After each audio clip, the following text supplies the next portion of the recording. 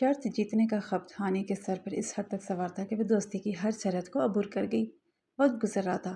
University کے corridor سے نکل کر اب وہ دونوں شہر کے مہنگے ترین کیفے اور نائٹ پارٹیز میں ایک ساتھ دیکھے جاتے تھے۔ زارون کا وہ ہاتھ جو کبھی کسی کو چھونا گوارا نہیں کرتا تھا، اب ہانی کی کمر کے گرد حائل رہتا تھا۔ ہانی نے شرط کے آخری پتے کھیلے۔ وہ اس کے ساتھ اب لانگ ڈرائیو پر جاتی، اس کے شانے سے لگ کے تصویریں بنواتی۔ کئی بار پارٹیز کے مدھم اندھیرے میں مغرب کے بولڈ اور چست لباس پہنے وہ زارون کے وجود سے اس طرح چپک جاتی کہ دونوں کے مابین سانسوں کا فاصلہ بھی مٹ جاتا۔ کیمرے کی فلیش چمکتی اور وہ سجیلی بے باک تصویریں ہانی کے فون سے زیادہ زارون کے پاس محفوظ ہو جاتی۔ ہانی کو لگتا تھا کہ وہ جیت رہی ہے۔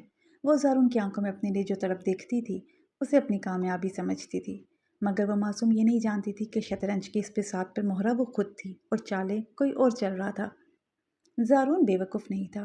وہ اس چنچلتا کے پیچھے چھپی چال کو بہت پہلے بھانپ چکا تھا، اور اس سے بھی بڑھ کر وہ ہانی کی اصل حقیقت جان چکا تھا۔ وہ جان گیا تھا کہ یہ معمولی سی دکھنے والی لڑکی ملک کے مایہ ناز بزنس ٹائکون منصور صاحب کی لاڈلی بیٹی اور اربوں روپے کے بزنس امپائر کی وارث بھی ہے۔ زارون کے سر چہرے کے پیچھے چھپا ہوا عزائم کا طوفان اب جاگ چکا تھا۔ اسے ہانی کی محبت سے زیادہ اس کے باپ کی دولت اور پاور کی چابی چاہیے تھی۔ کھیل جب حد سے بڑھ جائے تو وہ کھیل نہیں رہتا، ایک ایسا قید خانہ بن جاتا ہے جس کی چابی انسان خود کہیں گرا بیٹھتا ہے۔ ہانی منصور نے بھی یہی کیا تھا۔ وہ جسے برف کا بت سمجھ کے پگھلانے نکلی تھی، اس کے لمس کی تپش میں وہ خود سے اس طرح پگھلے گی اس نے کبھی خواب میں بھی نہ سوچا تھا۔ اب زارون کا نیا ٹھکانہ شہر سے دور بنا وہ عالی شان الگ تھلگ فارم ہاؤس تھا، جہاں خاموشی اور گناہ کی بو ایک ساتھ رقص کرتی تھی۔ زارون جب چاہتا ہانی کو وہاں بلا لیتا۔ ہانی کے پاس انکار کی کوئی گنجائش نہیں تھی۔ اس کے فون میں موجود وہ نازیبا بولڈ تصویریں، وہ والہانہ خطوط، منصور انڈسٹریز کے وقار اور اس کے بوڑھے باپ کی زندگی کو ایک سیکنڈ میں ختم کر سکتے تھے۔ وہ چمک جو زندگی بدلنے کے لیے نہیں، محض ایک شرط جیتنے کے لیے لگائی گئی تھی، ایک ضدی پاگل کر دینے والی شرط، جس کے خمار میں ہانی منصور یہ بھول ہی گئی تھی کہ وہ کس دلدل کی طرف قدم بڑھا چکی ہے۔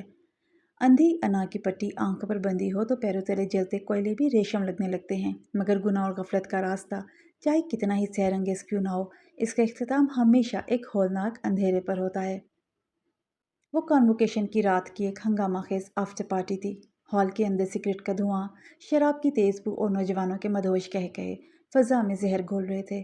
ہانی جو ہمیشہ اپنی روایات کے دائرے میں رہتی تھی، آج اس شرط کے خمار میں ایک بالکل مختلف روپ میں تھی۔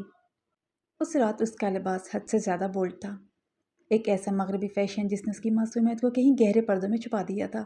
وہ خود کو ماڈرن اور بے باک ثابت کرنے کی دوڑ میں اس حد تک چلی گئی تھی جہاں تک اس نے خود کبھی خواب میں بھی نہیں سوچا تھا، لیکن وہ زارون کو جیتنا چاہتی تھی ہر قیمت پر، مگر اس چمکتی ہوئی محفل کے پیچھے چھپی غلاظت اب سامنے آنے والی تھی۔ زارون کے امیر، مغرور اور نشے میں دھت دوستوں کا گروہ ہانی کے گرد گھیرا تنگ کرنے لگا۔ ان کی نظروں میں ایک عجیب سی ہوس اور بے باکی تھی۔ اچانک زارون کا ایک قریبی دوست، جس کی آنکھیں نشے سے سرخ ہو رہی تھیں، ہانی کے بالکل قریب آیا۔ اس کی سانسوں سے اڑتی الکحل کی بو نے ہانی کے پورے وجود کو سکیڑ کر رکھ دیا۔ اوچھے انداز میں ہاتھ آگے بڑھاتے ہوئے اس نے ایک انتہائی بولڈ اور گندی آفر کی۔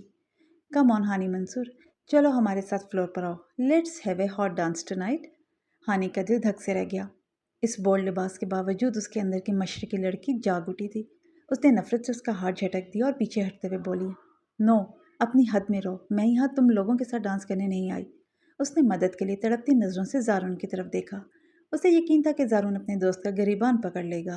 اسے یقین تھا کہ زارون کی مردانگی اور اس کی محبت تڑپ اٹھے گی، مگر جو اگلا جملہ زارون کے لبوں سے نکلا اس نے ہانی کے کانوں میں پگھلا ہوا سیسا انڈیل دیا۔ زارون نے اپنے ہاتھ میں پکڑا گلاس لہرایا، ایک سرد و بے حسی سے بھرپور ہنسی ہنسا اور بولا، او کم آن ہانی، اتنا نخرہ کس لیے؟ کچھ نہیں ہوتا یار، تھوڑا وقت انہیں بھی دے دو، آخر میرے بیسٹ فرینڈز ہیں، اتنا تو چلتا ہے۔ تھوڑا وقت انہیں بھی دے دو، آخر میرے دوست ہیں۔ وہ الفاظ نہیں تھے، وہ ہانی کی عزت، اس کی انا اور اس کی محبت پر مارا گیا ایک ایسا تازیانہ تھا جس نے اس کے وجود کا ایک ایک ریشہ زخمی کر دیا۔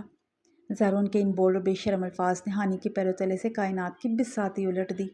اسے ایسا لگا جیسے اسے کسی بازار میں کھڑا کر دیا گیا ہو۔ شدید صدمے، گھبراہٹ اور خوف کا ایک ایسا طوفان اٹھا کہ ہانی کا دم گھٹنے لگا۔ وہ اب وہاں ایک سیکنڈ بھی نہیں رک سکتی تھی۔ اس نے پاگلوں کی طرح اپنے لباس کو سمیٹا، محفل کے کہکوں کو پیچھے چھوڑا اور دیوانہ وار باہر کی طرف بھاگی۔ وہ رات کے اندھیرے میں سڑک پر اکیلی بھاگ رہی تھی۔ اس کی آنکھوں سے بہتے آنسو اس کے مہنگے میک اپ کو بہا رہے تھے۔